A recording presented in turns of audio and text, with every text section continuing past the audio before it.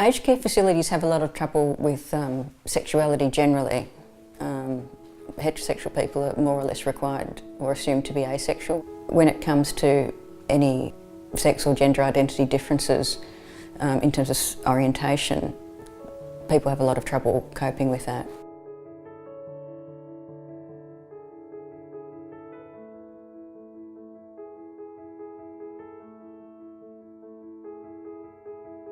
They might have lived their lives where they were out in some places and not in other places. They might have had a home life where they had lots of gay and lesbian friends and they were quite open and out at home, but they might not have told people at work.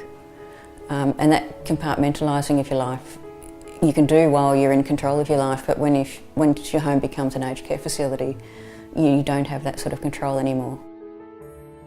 About 60% of aged care facilities in Victoria are owned by the not-for-profit sector, and most of them are actually faith-based. The big three religions are very concerned that homosexuality is wrong and doesn't fit with their beliefs, and therefore feel they should be exempt from anti-discrimination law so that they can continue to discriminate against gays and lesbians in their care.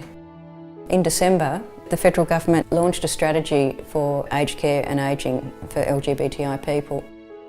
In that strategy, they've promised to spend $2.5 million on education.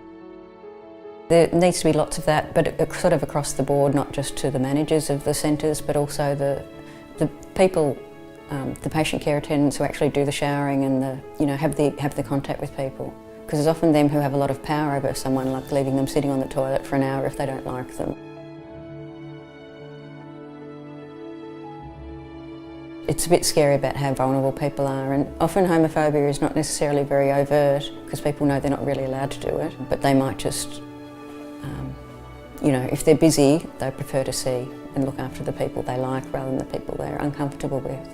And I think for people to know themselves and know what sort of homophobia they have within them, it takes a lot of education.